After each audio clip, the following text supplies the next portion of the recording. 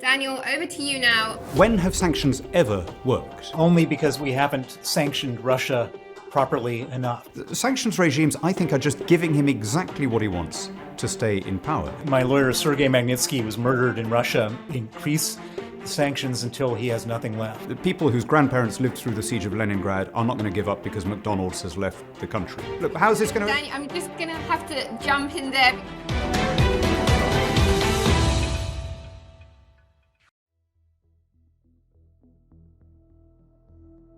Welcome to the Capital.com debate. Today we're debating if Russia is winning the economic war. Are sanctions working? Are they hurting Russia or Europe more? Are they helping the West achieve their political aims? And how far should the West go with sanctions? Our guests today to debate this topic are Bill Browder and Daniel Hannan, both well-respected commentators who hold bold positions on Russia and sanctions. Bill is a financier and political activist who is widely known as Putin's #1 enemy. In the late 1990s, Bill founded Hermitage Capital Management, which was once the biggest foreign investment firm in Russia. However, in the mid-2000s, Bill came into conflict with the Kremlin after exposing corruption in Russian state-owned companies. Following the death of his friend and lawyer Sergei Magnitsky in 2009 in a Russian jail for testifying against state officials involved in fraud, Bill dedicated himself to activism in an attempt to curb the power of Putin's government abroad.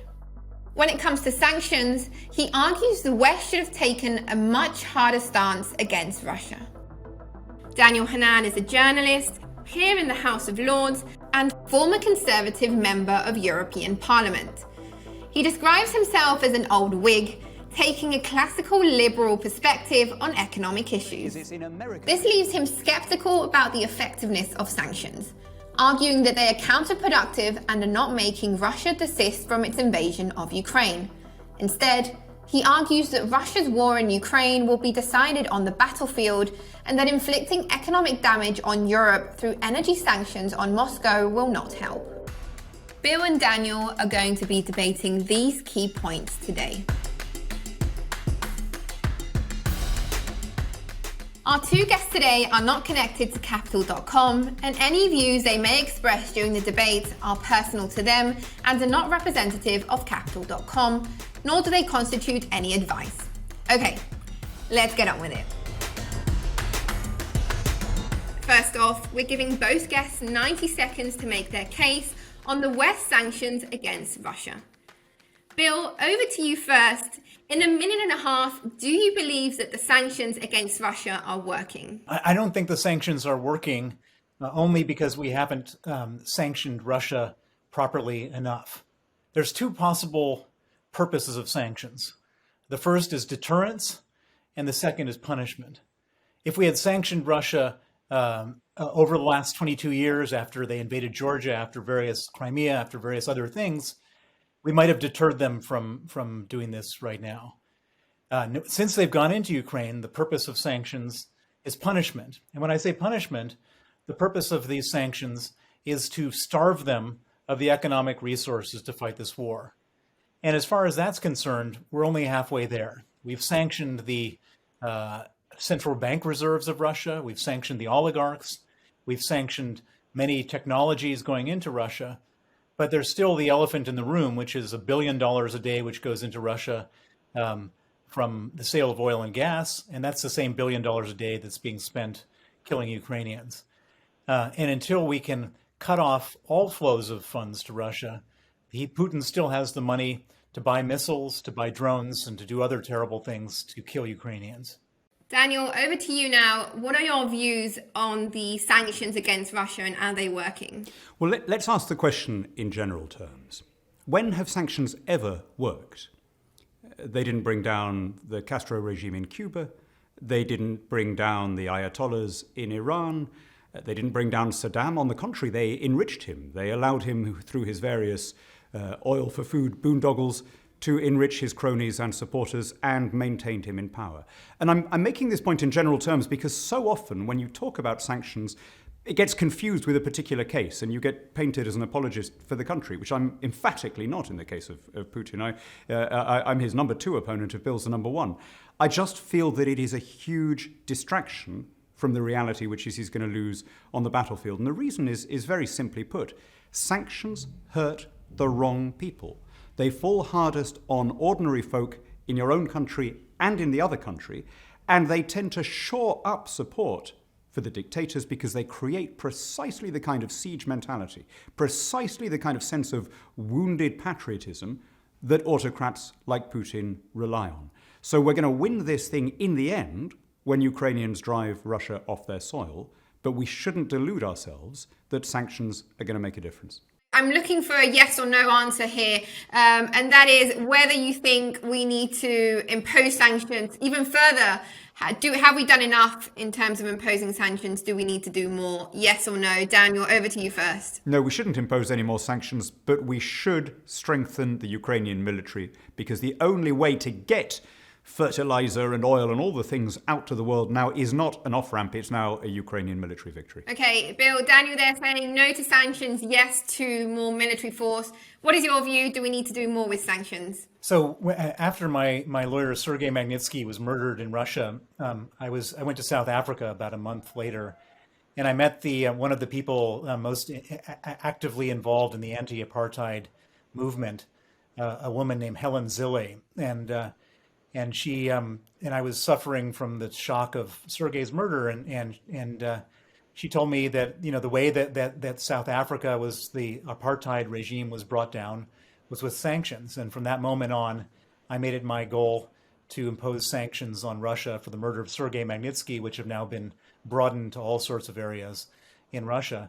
And I know from Putin's reaction how much he hates sanctions. He's made it his single largest foreign policy priority before Ukraine to repeal the Magnitsky Act and to stop it from spreading. And I know how much he hates this, and he hates it because he chases me all around the world trying to arrest me and kidnap me and kill me. And so I know that sanctions work based on his reaction, and we're fighting him in every different arena. We should fight him in the battlefield, and we should fight him with sanctions, and we should increase the sanctions until he has nothing left.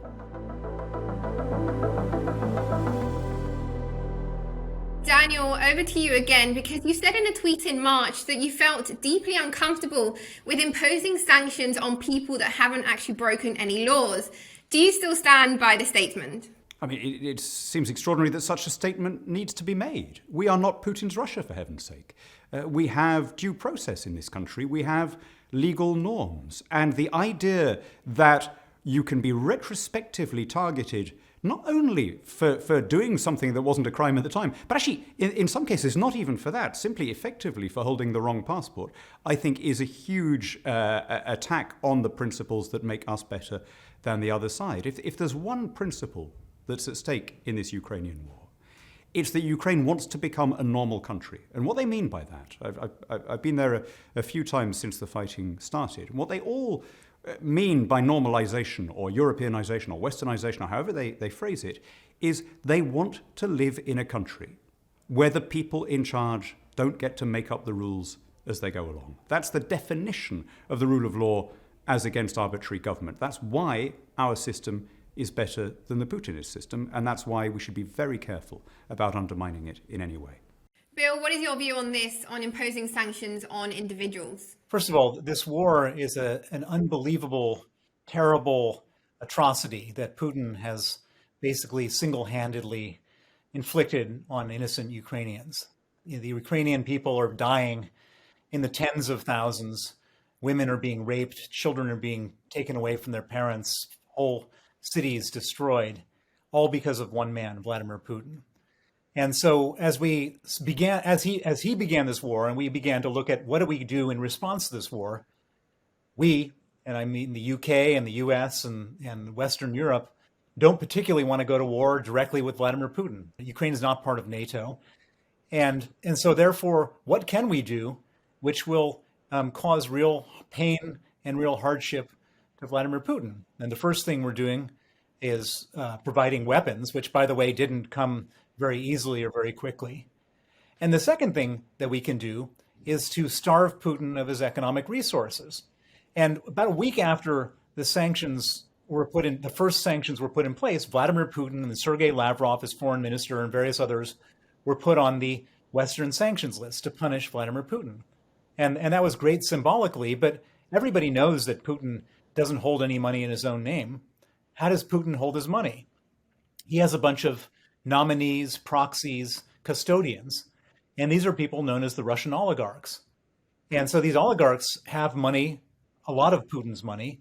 They hold it offshore, and Putin needs this money to execute his war and to carry on doing all the things, the bad things he's doing. And so after we sanctioned Putin, I screamed from the rooftops, well, that's great symbolically, but we need to actually go after his money. And how do we do that? We go after the oligarchs. And we've started going after the oligarchs. So far, we've sanctioned about 40 of them. There's 118 in total. If we really want to totally tie Putin up, we've got to sanction all 118. And it's very nice to say that we want to have a conviction of these people for crimes in Russia, but that's never going to happen because Putin controls the justice system in Russia, and so any crime they've committed will be completely absolved because he and they are part of a criminal group committing the crimes. And so we have to take a judgment here. There's a war going on. There are people being killed. And just like if a terrorist commits a terrorist operation, we seize their money. The same thing has to be true with Putin and the people holding his money, the Russian oligarchs. Okay, so Bill, I'm going to stay with you on this one because leaving aside individuals, what about trade partners? Because we know that India and China are the biggest consumers of this Russian crude at the moment, given the sanctions that Europe has put on Russia. Do you think there's any use in imposing sanctions on their partners, or would that just hurt us even more? Here we are in a very interesting situation where most of the civilized world and most of the developed economies of the world, the G7, the European Union, have all banded together and said, this is a totally unreasonable thing that Vladimir Putin has done. We're going to impose sanctions. We're going to supply military aid. We're going to do whatever we can to support the Ukrainians. And then you have these other countries, generally smaller economies by size, who are saying, we don't want to get involved in that. We just want to continue to trade with Russia. And it seems to me that if we placed an ultimatum, and when I say we, I mean the entire G7, European Union, et cetera, and we said, who do you want to trade with? Do you want to trade with us or do you want to trade with Russia? You make the choice. I think all of these countries would say, you know what, we'd rather trade with you and not with Russia. We haven't made that ultimatum. And so as a result, we end up with this flow of funds, quite large flow of funds, not just from India and China, but from lots of places into Russia. And as a result, Putin can continue to afford this war, which will continue to kill Ukrainians. Daniel, do you think that this ultimatum is a good idea or even feasible? Well, it is certainly disappointing how few countries have been prepared to take sides at all, right? If you look at the number of countries that are prepared to go beyond very cost-free UN resolutions, it's tiny. It's Europe, North America, and a handful of developed East Asian democracies and Australia and New Zealand, right? So the West turns out to be very, very small. And I was very disappointed by the neutrality of a number of countries that I thought would regard democracy as a bigger deal from their own point of view. So the Indias, the Israels, the Indonesias, countries which self-define as democracies, which make a moral case, a justified moral case, that they are in some senses superior to their neighbours because they have a more law-based government. I was hoping that they would take sides, not as a favour to us, but in accordance to their own values. And we've been reminded of how few other countries prepared to do that. I think the real question here is what works. So where Bill says we should treat Putin like a terrorist regime, I completely agree. I think that with the Skripal, the murder of the bystander in the Salisbury case, with the Litvinenko murder before that, Putin arguably carried out an act of war against the United Kingdom. There was a use of state-backed Russian force to murder somebody living under the Queen's peace. So if you like, we're already dealing with a terrorist regime.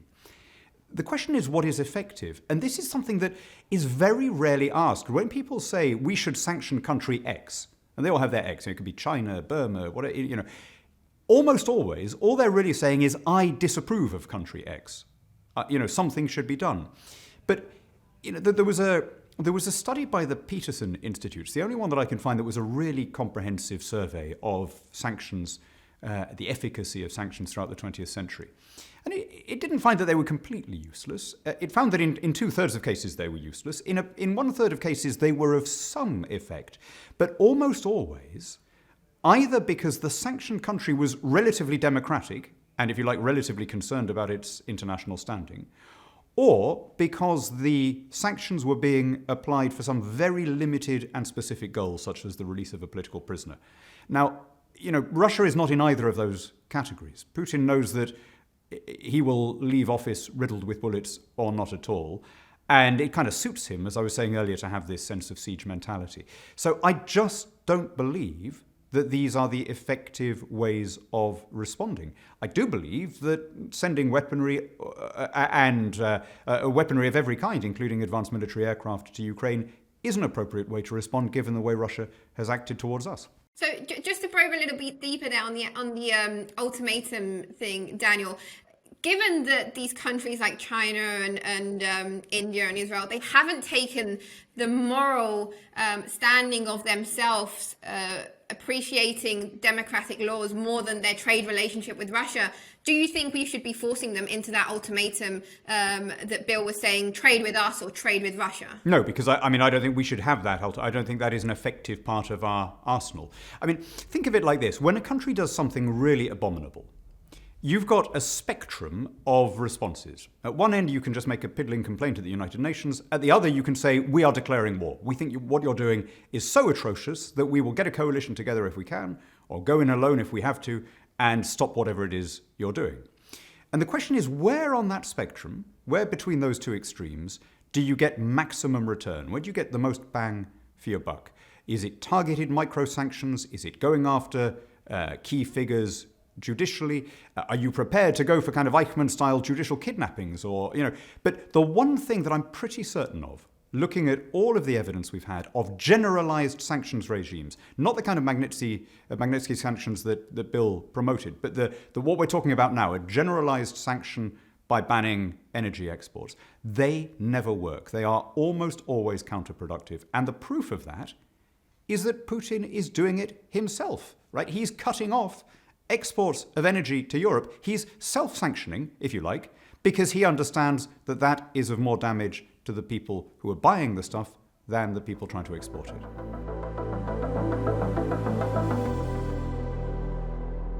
Who is winning or who is losing this war? Because Daniel, you said in a blog post earlier in August that sanctions generally fail because they hurt the wrong people, usually ordinary folks in the country that applies them and in the country that they target. So specifically with Russia and Ukraine and Europe, who do you think is feeling more pain, Russia or Europe? Oh, Russia is feeling more pain, but not sufficient pain to desist from the action on which they've embarked. The people whose grandparents lived through the siege of Leningrad are not going to give up because McDonald's has left the country. The pain that they will feel will be the pain inflicted on the leaders. And that, I think, is a question of ensuring that they know that they will be brought to court and convicted. Putin, throughout his time in office, has been quite clever at picking fights with the West, generally. Because, like all dictators, he depends on a measure of genuine public support, right? You can't be a dictator with zero support. He's got to have some enthusiasm from at least one section of the population. And he knows that a very effective way of doing that is to be able to say to people, we're besieged, we're encircled, everyone's out to get us, stick to me, I'm the father of the nation, I can get you through this. And so sanctions regimes, I think, are just giving him exactly what he wants to stay in power. Where I think he's in real trouble is, let's call it the Galtieri principle, right? If you're a strong man, you can get away with a lot of things. You can murder journalists, you can close down opposition newspapers, you can arrest political opponents, you can persecute dissidents. What you can't do is lose a war. A strong man who loses a war, Galtieri principle, has failed in his own terms. And that's why I think the thing that is really worrying Putin and his cronies is the prospect of military defeat, which, by the way, I think is inching closer week by week. Bill, over to you. Same question there. Who do you think is feeling the pain more? Is it Russia or is it Europe? Well, first of all, I didn't know that there was a name for that. I'm glad to know this Gualtieri principle, because I've been saying the same thing, which is that you can't be a dictator and you can't be a loser, be a dictator and be a loser, and he's looking like a loser. So Putin is losing this war right now. There's no question on the battlefield he's losing this war, and so he's got to now play every card he's got. So he's threatening nuclear war. He's talking about dirty bombs. He's bombing civilian infrastructure to freeze the Ukrainians. And he's playing his last trump card, which is as was just said, he's self-sanctioning. So the entire gas apparatus has been shut off to Europe, which is just, this was like one of his two main weapons, nuclear weapons and gas weapons. So he's now used his gas weapon. And now, what does that mean for us? It means that for Germans, they were importing 40% of their gas from Russia. Now they have to find alternatives, which apparently they have. It's not like they've been unaware of this for the last 8 months. And so they've filled up their stockpiles, as have various other European countries. And so the Europeans are going to be able to survive this winter. They got the 90% of their needs will be satisfied from their reserves. Now, Putin, on the other hand, has basically taken one of the most important parts of his economic machine, Gazprom, which was responsible for 25% of the budget revenue of Russia, and he's cut it off. He's cut it off for himself. And so, yes, we're feeling some pain.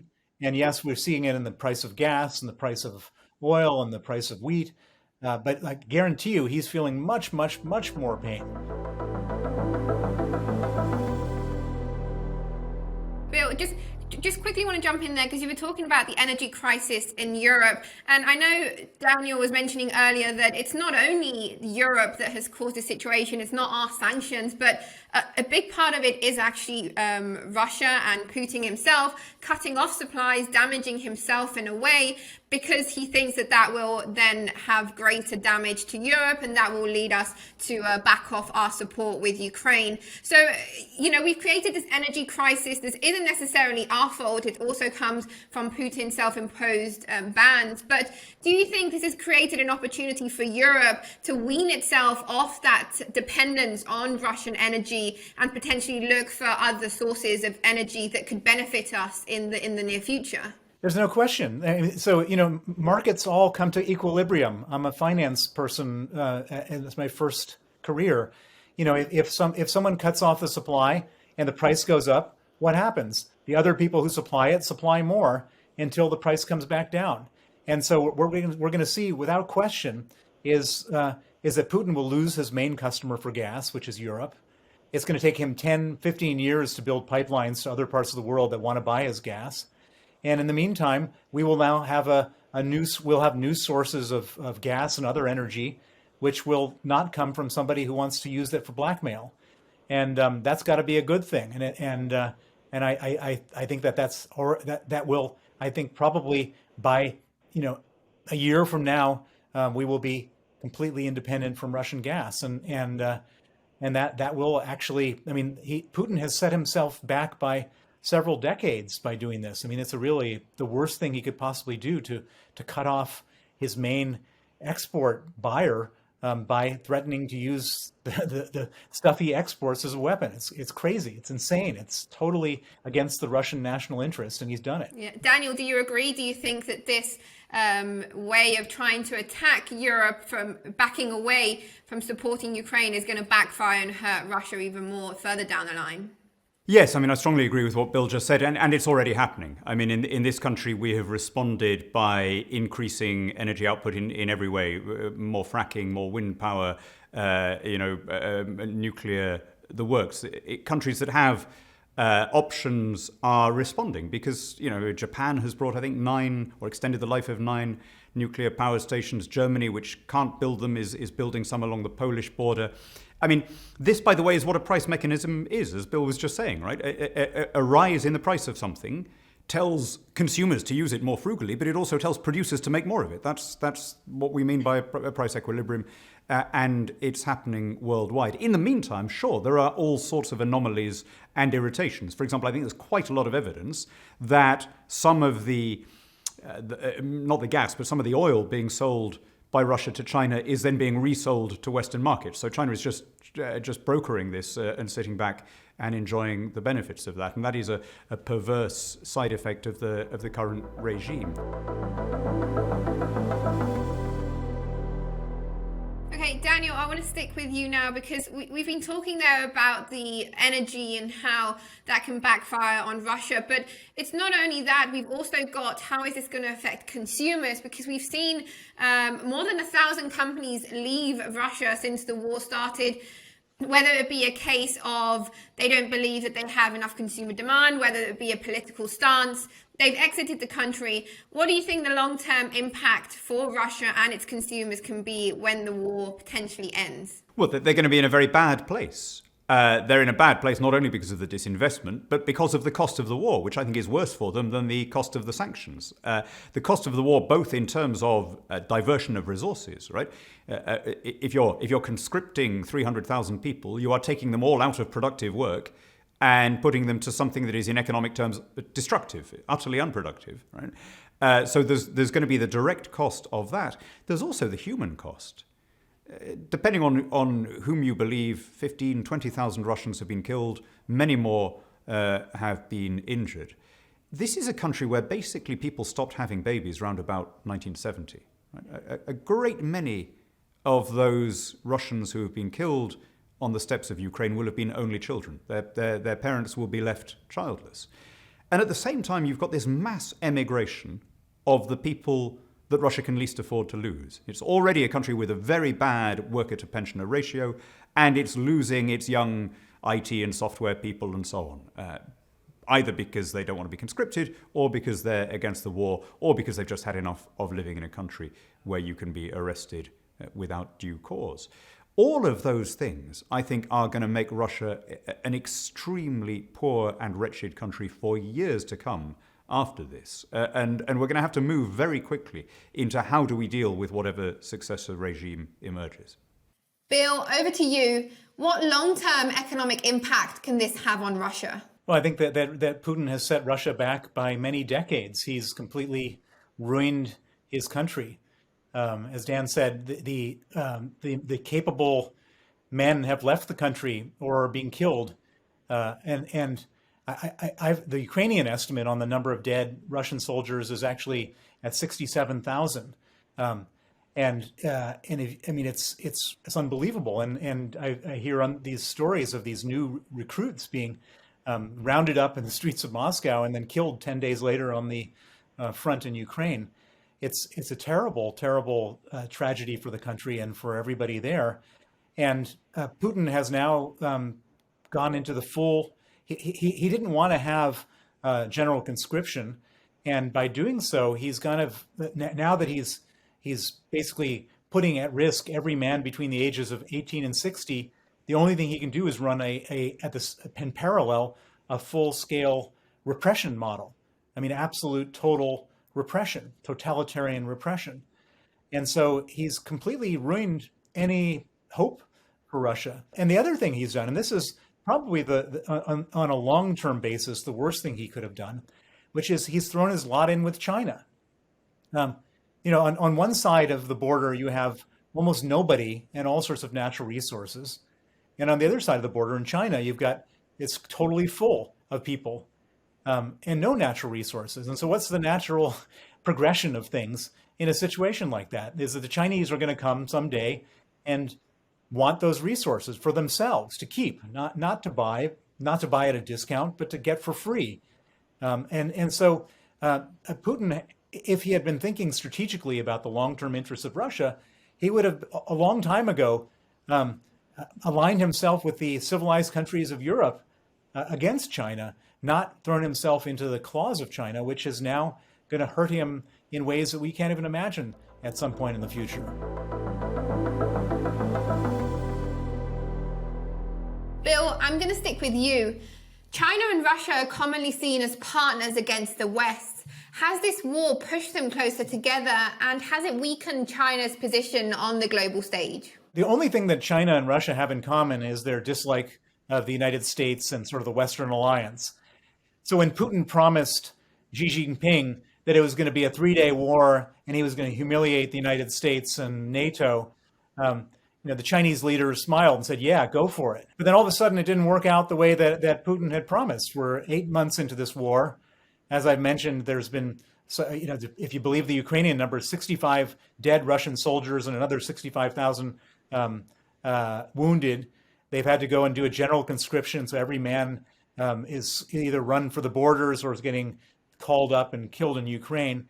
And the sanctions are unbelievable. Xi Jinping couldn't even imagine that we would do these types of sanctions because we've never done them before. Taiwan, he's not thinking about that right now. He's looking at the absolute disaster that Russia has put themselves in, and so and all this friendship until the final freeze or whatever their expression was hasn't really worked out that way. When MasterCard and Visa pulled out of Russia, everybody thought Alipay would be coming in, but it turns out that they don't want to be on all sorts of sanctions lists, and so they're not providing payment services in Russia.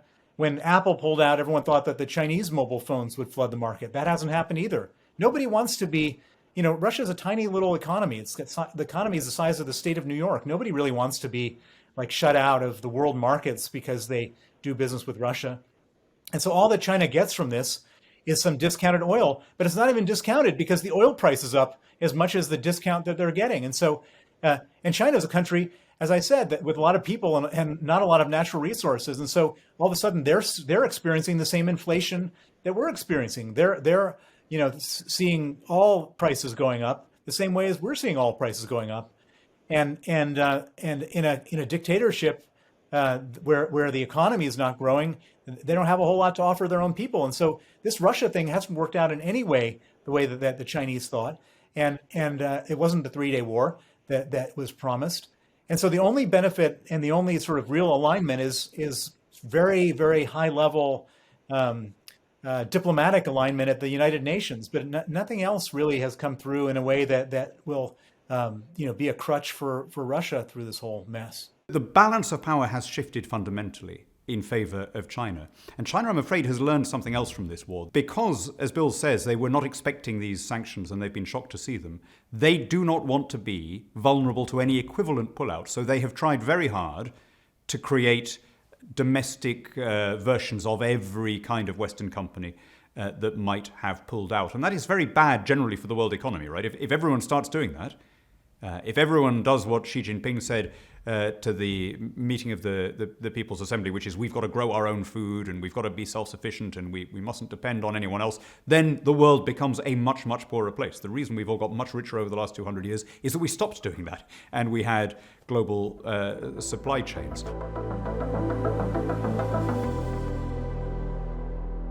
Okay, and just to finish off, I want to kind of talk about what kind of situation can we envision ending this war? What are conditions that the West can accept for the war to end? And will Putin be defeated? And can he survive a defeat in Ukraine? Bill, over to you first. Well, first of all, it's not our place to decide this. It's the Ukrainians' place to decide what conditions, if any, they want to, or any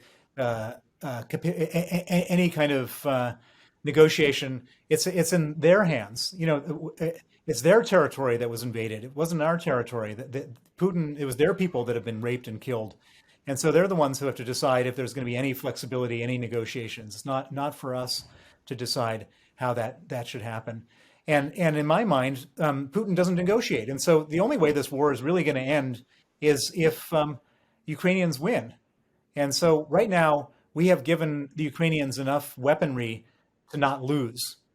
But we haven't given them enough weaponry to win. And I think we have to do that. And I think we have to do that pretty quickly, because what we don't want to have is a situation where everybody gets tired of this war, we get distracted, we have all these political parties coming up saying, why are we financing Ukraine? We need to give them everything they need right now to finally win this war because we don't want to be in a situation where this thing drags out and Russia, through some miracle of tiredness on behalf of the West, ends up winning the war. Because if that happens, then we're going to end up being at war with Russia ourselves when they then go on to the next country like Estonia or Poland.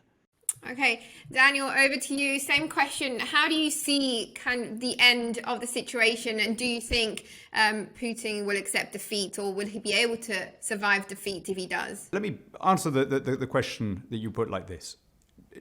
Democracies turn out to be remarkably efficient and resilient in a way that autocrats are surprised by. There was a little noticed story in March, shortly after the invasion, when the initial attack had failed, that the entire leadership of the Fifth Service of the FSB had been arrested. The FSB is the Foreign Intelligence Agency, or the Fifth Service is like the Russian MI6. And it eventually leaked out what had happened. After the 2014 intervention, Putin realized that he had changed the balance, without intending it, in Ukraine electorally. So up until 2014, the country was still fairly evenly divided between Westernizers and Slavophiles, if you like, between people who wanted a closer relationship with Russia and people who wanted to alter the nature of their country. But when you took several million voters from Crimea and Donbass out of the electorate, you gave the pro-West, pro-NATO majority a clear and permanent majority. Putin seems to have decided then and there on a further intervention, and he began to set aside money to bribe and suborn key Ukrainians to change sides when the moment came. Police chiefs, regional governors, army colonels, and so on. The trouble is that the FSB never believed that the invasion was going to happen. So they embezzled all the money. And instead of bribing Ukrainians, it all disappeared off into yachts in Cyprus and Swiss bank accounts and so on. So we may picture the scene in October, November of last year, when Putin calls his spy chiefs in and says, "Are we ready to go? Are they all going to declare for my puppet regime?" And the spy chiefs are nervously fingering their collars going, "Yep, absolutely, Vladimir Vladimirovich, no problem." While all the time thinking, "God, what do we do? What do we do?" Right? They can't even run away. Witness what I said earlier about Skripal and Litvinenko, right? They will find you. So they did what is logically the only thing they could do. They tried to stop the invasion from happening so that their embezzlement wouldn't come to light. And they did it by telling us what was planned, which is why we had such extraordinarily accurate intelligence about what was coming. Now, the same has then happened again and again. What happened with their intelligence happened with their military leadership. Again and again, people in dictatorships are afraid to tell the truth to their immediate commanders. And by the time the message has been filtered through to the Kremlin, it is so distorted and bears so little reality to what's happening on the ground that you end up making these vast tactical blunders, which explains why Putin is losing this war. And that's the mistake that autocrats keep making, whether it was the Nazis or Stalin. They always think that Western democracies are decadent and pleasure-seeking and bourgeois and so on, and yet, for all of the imperfections in our societies, we at least have good mechanisms in place to spot and correct errors, which is why we tend to have a better system even on the battlefield. Bill, Daniel, thank you both very much for joining us on this debate.